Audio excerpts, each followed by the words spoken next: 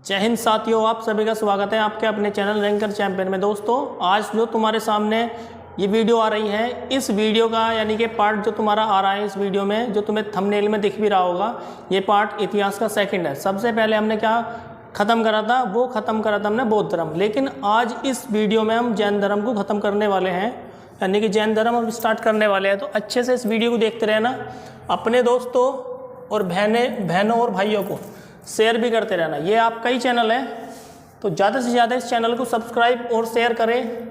चलो अपनी वीडियो को स्टार्ट करते हैं। तो आज हम जो पढ़ेंगे वो पढ़ेंगे हम जैन धर्म।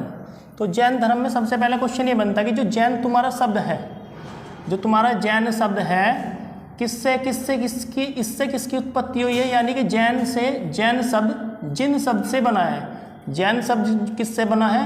जिन से। और जिन का क्या मतलब होता है? इसका जो अर्थ होता है वो होता है विजेता। क्या अर्थ होता है? विजेता। यानी कि जो तुम्हारा जैन शब्द बना है जिन से बना है, और जिन का क्या मतलब होता है? विजेता। तो जैन धर्म में टोटल, अगर मैं जैन धर्म की बात करूं, कितने तीर्थंकर पैदा हुए हैं, या कुल कितने तीर्थंकर की संख्या आती है जैन धर्म में? आपका आंसर जाना चाहिए 24। तो जैन धर्म में कुल 24 तीर्थंकर हुए हैं। अगर मैं बात करूं जैन धर्म के जो संस्थापक थे, जैन धर्म के जो संस्थापक माने जाते हैं वे माने जाते हैं तुम्हारे ऋषभदेव। संस्थापक की मैं बात करूं, लेकिन वास्तविक जो संस्थापक माने जाते हैं वे माने जाते हैं महावीर स्वामी। तो अगर बात करें संस्थापक कौन थे इस धर्म के, वे थे ऋषभदेव। लेकिन ये वास्तविक नहीं थे, यानी कि इन्होंने अधिक प्रचार नहीं किया इस जैन धर्म का। जो तुम्हारे वास्तविक संस्थापक माने जाते हैं वे माने जाते हैं तुम्हारे महावीर स्वामी।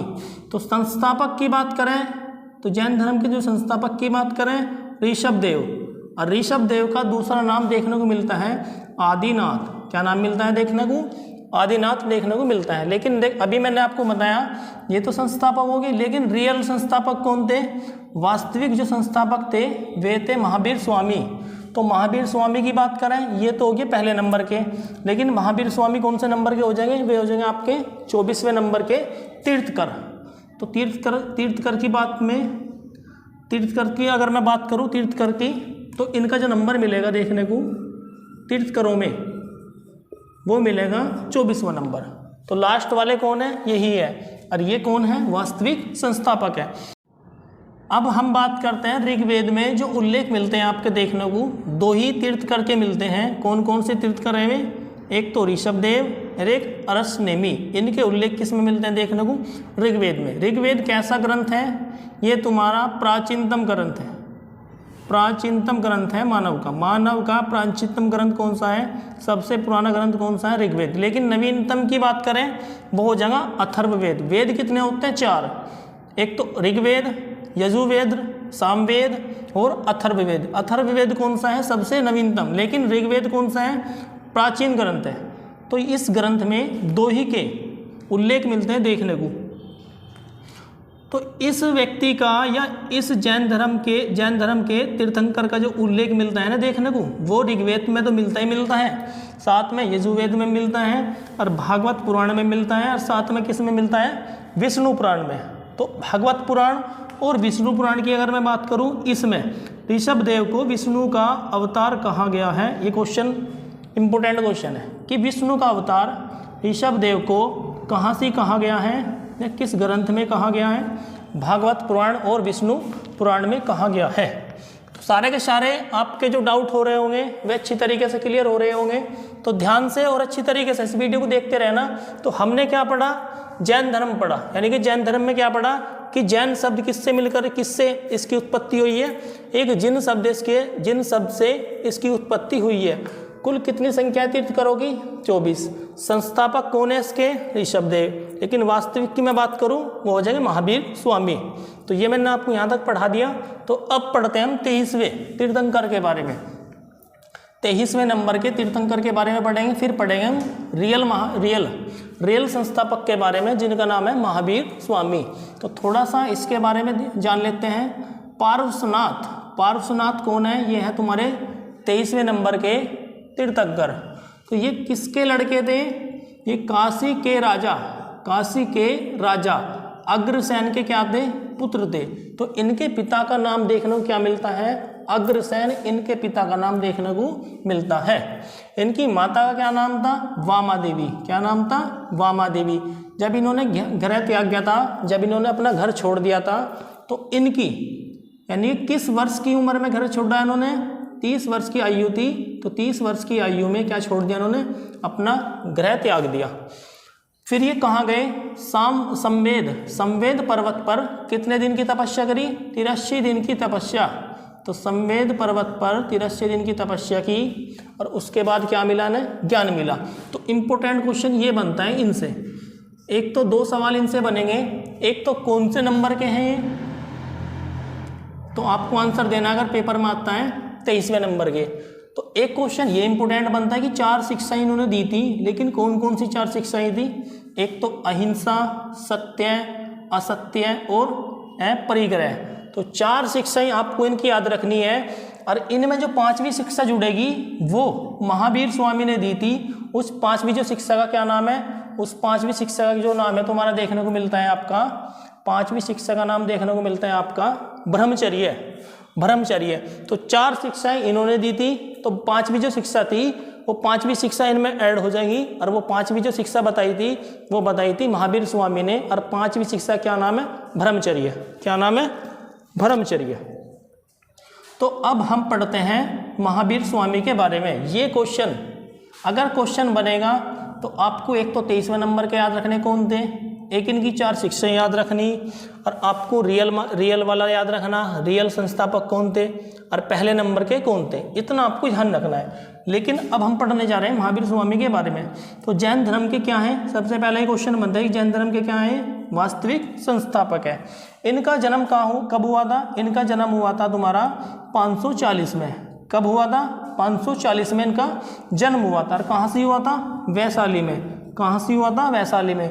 तो पिछली वीडियो को याद करो, मैंने आपको बताया था महात्मा बुद्ध, इनका महात्मा बुद्ध का जन्म कहाँ हुआ था? वो हुआ था कपिलवस्तु लुम्बिनी ग्राम, कपिलवस्तु लुम्बिनी ग्राम में, यानी कि नेपाल में इनका जन्म हुआ था। लेकिन महावीर स्वामी का जन्म कहाँ हुआ था? वैशाली में कुंडल ग्राम में। कहाँ से हुआ था? कुंडल ग्राम में। उनका कहाँ हुआ था? लुम्बिनी ग्राम में। तो थोड़ा सा मिलते जुलते अब क्वेश्चनों को मैं आपको पढ़ाने जा रहा हूँ, उनसे महात्मा बुद्ध और महावीर स्वामी की मैं तुलना करा रहा हूँ। उनका जन्म कहाँ हुआ था, इनका कहाँ हुआ था। ध्यान से इस वीडियो को देखते रहना। तो इनकी मृत्यु कहाँ होगी? पावापुरी। और पावापुरी कहाँ पड़ता है? बिहार में। लेकिन महात्मा बुद्ध की जो मृत्यु हुई थी वो हुई थी आपकी कुशीनगर, जो वर्तमान में किसका नाम है? देवरिया का नाम है। इनके पिता का क्या नाम था? सिद्धार्थ। तो महात्मा बुद्ध के पिता का क्या नाम था? शुद्धोधन। क्या नाम था? शुद्धोधन। इनके जो पिता थे ये किस वंश के थे? यानी कि जो इनका संघ था वो कौन सा था? वज्जी संघ था। कौन सा था? वज्जी। लेकिन महात्मा बुद्ध के जो पिता थे वे किस संघ से किस वंश से बिलोंग करते थे? शाक्य गण वंश से बिलोंग करते थे। इनकी माता का क्या नाम है? त्रिशला इनकी माता का नाम है। उनकी माता का क्या नाम है? महामाया। तो महात्मा बुद्ध की जो माता थी उनका क्या नाम था? महामाया। तो त्रिशला कौन थी? इनकी माता थी। लेकिन कहाँ की थी? वैशाली के एक वंश पड़ता है वैशाली में, लिच्छवी वंश। और लिच्छवी वंश में एक राजा रहता था चेटक। इसकी कौन थी? ये बहन थी। तो वैशाली में एक राजा रहता था चेटक। इस चेटक का जो वंश मिलता है देखने को वो कौन सा मिलता है? लिच्छवी वंश। तो लिच्छवी वंश। और इस चेटक का नाम आपको थोड़ा सा ध्यान, बिम्बिसार। ये जो चेटक मिलेगा ना बिम्बिसार, ये बिम्बिसार एक राजा होगा आपका देखने को आगे इतिहास में जब आप पढ़ोगे। तो बिम्बिसार, इस चेटक की एक लड़की होगी वापवी। तो वापवी से क्या करेगा? यो शादी कर लेगा। कौन कर लेगा? बिम्बिसार। तो थोड़ा सा आपको मैंने बता दिया। वैसे जब मैं तुम्हें इतिहास पढ़ा रहा हूँ तो थोड़ा सा आगे को जब ये आवेगा तो वहीं इसके बारे में बात करेंगे। तो तुम्हें इतना याद रखना है कि जो उनकी माता थी उसकी माता का जो नाम मिलता है, इनकी माता का नाम त्रिशला। त्रिशला कौन थी? वैशाली के लिच्छवी वंश के राजा। चेटक की कौन थी? बहन थी। तो मैंने आपको ये भी बता दिया। तो चेटक आगे भी मिलेगा आपको, लेकिन बिम्बिसार इनकी लड़की से क्या कर लेगा? शादी कर लेता है। तो इनकी माता का नाम त्रिशला मिलता है देखने को। पत्नी कौन थी इनकी? पत्नी थी यशोदा। कौन थी पत्नी? यशोदा। और इनकी पुत्री का क्या नाम मिलता है? प्रिय दर्शना। भाई कौन है इनके? नंदीवर्धन। भाई कौन है? नंदीवर्धन है। तो इन्होंने, क्वेश्चन ये बनता है कि इन्होंने अपना जो घर छोड़ा था कौन सी वर्ष या किस, जब इनकी उम्र क्या थी जब इन्होंने घर को छोड़ दिया था। 30 वर्ष की आयु में, 30 वर्ष की आयु में अपने भाई की आज्ञा लेकर क्या छोड़ दिया, घर है। तो अपने भाई की आज्ञा, तो इनके भाई कौन थे, नंदीवर्धन, इनकी आज्ञा लेकर छोड़ दिया, इन्होंने ग्रह त्याग दिया था। तो महात्मा बुद्ध ने, महात्मा जो बुद्ध जी थे उन्होंने घर कब छोड़ा था, किस वर्ष की आयु में छोड़ा था, उनकी क्या उम्र थी, वो मिलती है देखने को 29 वर्ष, लेकिन इनकी क्या थी 30 वर्ष। तो 13 वर्ष की कठोर तपस्या के बाद, 13 वर्ष की कठोर तपस्या के बाद जंबिक ग्राम और नदी मिलती है जुपालिका नदी, और पेड़ का नाम मिलता है तुम्हारा शाल, जिसे हम बोलते हैं बरगद का पेड़। तो इनके नीचे, बरगद के पेड़ के नीचे क्या प्राप्त हो गया था, ज्ञान प्राप्त हो गया था। तो 13 वर्ष की कठोर तपस्या के बाद इन्हें क्या मिल गया था, ज्ञान की प्राप्ति हो गई थी। तो तुम्हारे महात्मा जो बुद्ध जी थे उन्हें कौन सी नदी के किनारे ज्ञान मिला था, पुनपुन नदी।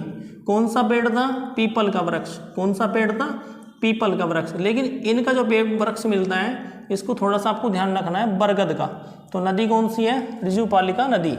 तो जब इन्हें ज्ञान प्राप्त हो गया था तो इनको किस नाम से जाना गया, केवल्य।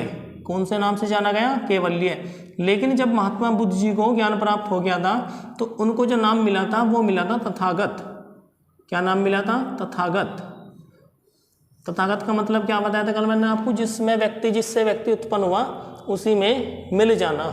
तो जब इन्हें ज्ञान प्राप्त हो गया था, इनको जो नाम मिला था वो मिला था केवल्य। तो इनके अन्य नाम भी परीक्षा में पूछे जाते हैं। तो अन्य नाम, ज्ञान की प्राप्ति के बाद महावीर स्वामी।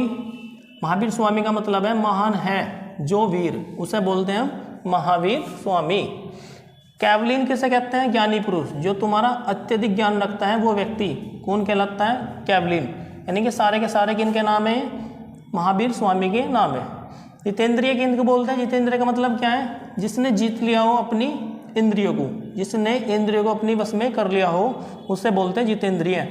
निर्गंध किसे बोल लेंगे, जो व्यक्ति बंधनों से मुक्त हो गया हो। जो व्यक्ति बंधनों से मुक्त हो गया हो उसका क्या अर्थ निकलेगा आपका, निर्गंध। तो सारे के सारे आपको नाम ये याद रखने हैं इंपोर्टेंट। एक तो नाम ये है कैवलिन किसे कहा गया है और निर्गंध किसे कहा गया है, ये परीक्षा में कई बार आ चुके क्वेश्चन है, तो आपको भी थोड़ा सा ध्यान रखना है। तो एक बोध ग्रंथ है आपका, बोध ग्रंथ।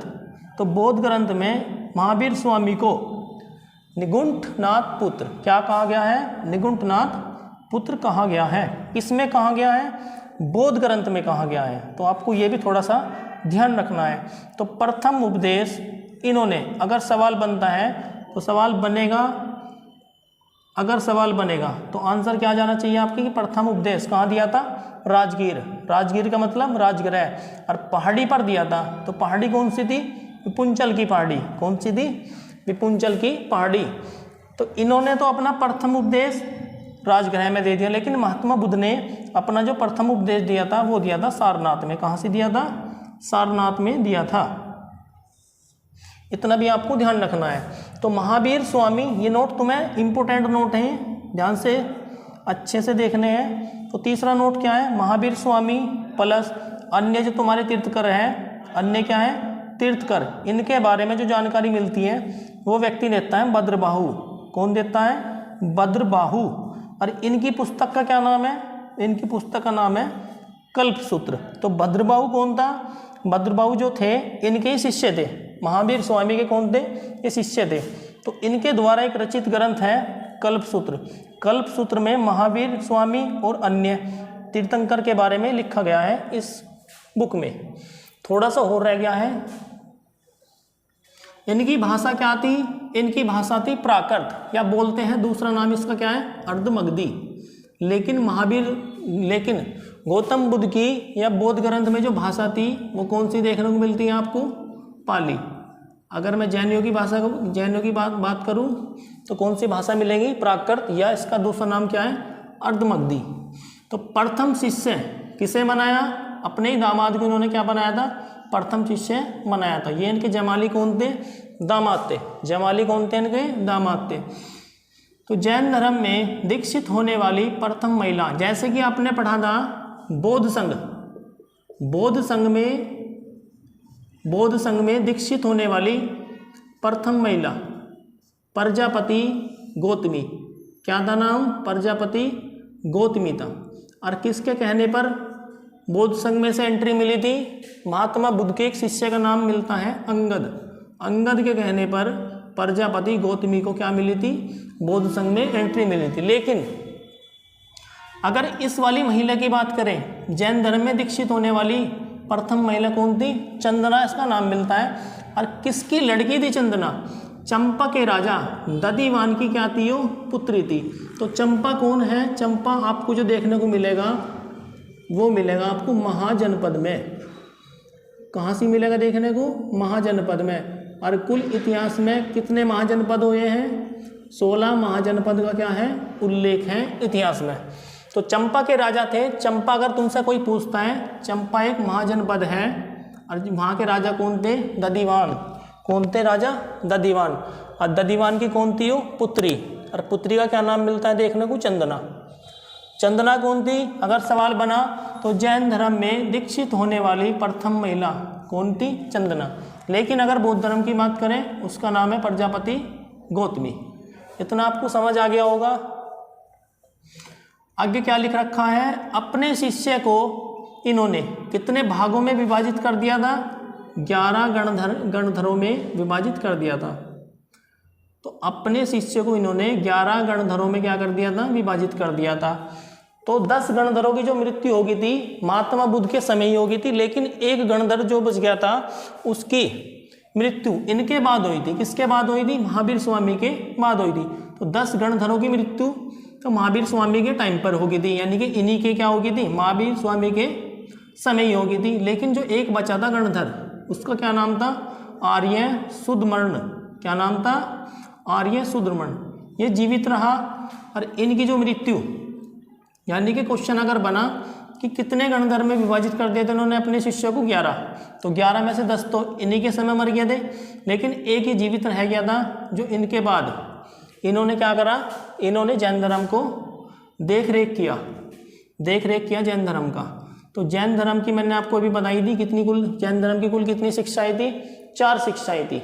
लेकिन मैंने आपको ये समझाया था अभी थोड़ी देर पहले, जो पांचवी जो शिक्षा थी वो किनके द्वारा जोड़ी गई थी? वो जोड़ी गई थी महावीर स्वामी के द्वारा। तो 4 शिक्षाएं किन्होंने दी? पार्श्वनाथ ने। इसकी ट्रिक क्या है? ये बनना है 4। ये क्या बनना है? 4। तो यहाँ भी आपको ऐसा लग रहा होगा कि ये भी क्या है? ये भी क्या है देखने में? ये भी ऐसे लग रहा होगा कि ये भी क्या है? 4 है। तो ये भी 4, ये भी 4। तो इससे जो नाम बन जाएगा वो बन जाएगा पार्श्वनाथ। तो पार्श्वनाथ ने 4 शिक्षाएं दी। लेकिन 5वीं, इसका मतलब क्या है? 5वीं, जो 5वीं जोड़ी गई महावीर स्वामी के द्वारा जोड़ी गई थी। इन्होंने आत्मा हेतु यानी कि व्यक्ति की आत्मा हेतु 3 सिद्धांत बताए। कौन कौन से सिद्धांत थे? सम्यक ज्ञान और सम्यक दर्शन और सम्यक चरित्र। कौन कौन से थे? ज्ञान, दर्शन और चरित्र। तो जैन धर्म में कुल 2 ही संगतियाँ हुई हैं, लेकिन बौद्ध धर्म में कितनी हुई हैं? 4 हुई है। जैन की बात करें तो 2, लेकिन बौद्ध धर्म में जो संगतियाँ, या संगति का मतलब होता है सभा, वो कितनी देखने को मिलती है? 4 देखने को मिलती है। तो पहली आपकी पहली जो आपकी जैन संगति हुई थी वो कहाँ से हुई थी? पाटलिपुत्र में हुई थी। ये पाटलिपुत्र क्या है? मगध की राजधानी है। किसकी राजधानी है? मगध की है।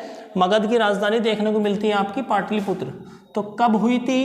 320 ईस्वी में हुई थी। लेकिन उस समय शासन किसका था? आंसर जाएगा आपका, शासन था आपका चंद्रगुप्त मौर्य का। किसका था? चंद्रगुप्त मौर्य का। स्थूल भद्र और प्लस भद्रबाहु, ये कौन थे? ये थे इस समिति के या इस संगति के क्या थे? अध्यक्ष थे। तो क्वेश्चन बनता है। तो क्या बनता है क्वेश्चन? ऐसे बनता है कि ये वाली जैन संगति, प्रथम जैन संगति पाटलिपुत्र में हुई थी। पाटलिपुत्र कौन थी? पाटलिपुत्र क्या था? मगध की राजधानी थी। कब हुई? 320 में हुई। और राजा कौन था? चंद्रगुप्त मौर्य था। लेकिन अध्यक्ष कौन था इस समिति का या इस संगति का? इस संगति का कौन अध्यक्ष था? स्थूलभद्र और भद्रबाहु। तो प्रथम बौद्ध संगति के बाद जैन धर्म कितने हिस्सों में डिवाइड हो गया था? 2 हिस्सों में बट गया था। तो सवाल इंपॉर्टेंट है ये वाला कि वह कौन सी संगति थी। क्वेश्चन ऐसे बनता है कि वह कौन सी संगति थी जैन धर्म की जिसके बाद में जैन धर्म कितने हिस्सों में बट गया? 2 में। अगर मैं बात करूं बौद्ध धर्म कौन सी संगति के बाद में 2 हिस्सों में बट गया था? तो वो संगति थी आपकी चतुर्थ बौद्ध संगति। चतुर्थ बौद्ध संगति के बाद में जैन बौद्ध धर्म कितने हिस्सों में बट गया था? 2 हिस्से में। और वे 2 हिस्से कौन कौन से थे बौद्ध धर्म के? एक तो हीनयान और एक महायान। लेकिन इसके जो भाग थे ये कौन कौन से भाग में बट गया था? एक तो दिगंबर, एक श्वेतांबर। तो दिगंबर का नेता किसे मानते हैं व्यक्ति? भद्रबाहु को मानते हैं। लेकिन श्वेतांबर जो है, श्वेतांबर का जो नेता माना जाता है वो माना जाता है तुम्हारा स्थूलभद्र। दिगंबर कौन थे? दिगंबर ये थे जो नग्न अवस्था में रहते हैं। लेकिन श्वेतांबर वाले कौन रहते हैं? सफ़ेद वस्त्र धारण करके रहते हैं। सफ़ेद वस्त्र धारण करके रहते हैं। तो दिगंबर वाले कौन थे? दिगंबर वाले वे व्यक्ति थे जो महावीर स्वामी की शिक्षाओं में विश्वास रखते थे। कौन थे ये व्यक्ति? जो महावीर स्वामी की शिक्षाओं में विश्वास रखते थे। लेकिन ये व्यक्ति कौन थे? ये व्यक्ति ये थे कि जिन्होंने जैन धर्म को नए परिवर्तन के साथ माना है। तो ये व्यक्ति वे थे जो जैन धर्म को नए परिवर्तन के साथ मानने वाले थे। तो दिगंबर का नेता भद्रबाहु, लेकिन श्वेतांबर का नेता कौन था?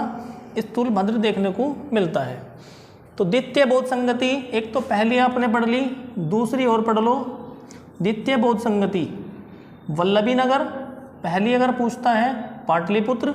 और वल्लभी नगर कहाँ पड़ता है आपका? वल्लभी नगर कहाँ पड़ता है आपका? गुजरात में पड़ता है। कहाँ पड़ता है? गुजरात में देखने को मिलता है वल्लभी नगर। कब हुई थी? 513 AD, या कभी कभी किसी किसी बुक में ये भी मिलता है 300 BC। अगर 513 है तो इस पे निशान लगा दियो, अगर 300 BC है तो इस पे टिक कर दियो। लेकिन इसका जो अध्यक्ष मिलता है देखने को आपका, ये मिलता है देवधरणी। कौन मिलता है? देवधरणी। तो इम्पोर्टेंट क्वेश्चन यहाँ से भी बनते हैं। संगतियाँ तो आपने पढ़ ली, जैन संगतियाँ कितनी थी? 2 ही थी, 2 की 2 आपने पढ़ ली। इसमें से पहले वाली इम्पोर्टेंट है तो थोड़ा सा इस पर भी ध्यान दे लेते हैं। मंदिर, तो सबसे पहले मंदिर की मैं बात करूं, एक मंदिर मिलता है आपका देखने को पार्श्वनाथ का। तो पार्श्वनाथ कौन थे? जैन धर्म के 23वें तीर्थंकर थे। तो इनका मंदिर खजुराहो में देखने को मिलता है। खजुराहो कहाँ है? ये स्थान कहाँ पड़ता है? ये पड़ता है तुम्हारा मध्य प्रदेश में। अगर मैं बात करूं उस समय जब ये मंदिर बना था तो वहाँ का राजा यानी कि शासक कौन था? शासक मिलता है आपका चंदेल। कौन मिलता है? चंदेल। ये इंपॉर्टेंट क्वेश्चन ये भी है। दिलवाड़ा का जैन मंदिर आप सभी जानते होंगे। दिलवाड़ा का जैन मंदिर पड़ता है माउंट आबू पर्वत पर, जो कहाँ सी है? राजस्थान में है। लेकिन अगर मैं इसके अध्यक्ष की बात करूँ, इसका अध्यक्ष मिलता है तेजपाल देखने को। तो इसका अध्यक्ष चंदेल, इसका अध्यक्ष कौन मिलता है? तेजपाल। तो जैन धर्म हमने इस वीडियो में कंप्लीट कर लिया है। जितने भी मोस्ट इंपोर्टेंट क्वेश्चन बनते थे मैंने टिक कर दिए हैं। और इस वीडियो को आपको 1-2 बार रिवाइज करके देखना है, अच्छे से आपको समझ में आ जाएगी। जैसे कि मैंने आपको पढ़ाया था बौद्ध धर्म के बारे में, ऐसे ही पढ़ाया मैंने जैन धर्म के बारे में। तो 2 वीडियो में हमने 2 टॉपिक इतिहास के कंप्लीट कर लिए हैं। दोस्तों अपने इस चैनल को ज़्यादा से ज़्यादा शेयर करें और सब्सक्राइब भी करवाएं, और खुश रहें, मस्त रहें, तंदुरुस्त रहें, और अपनी इस यूपी पुलिस की भर्ती में अपना स्थान सुनिश्चित करें। Thank you.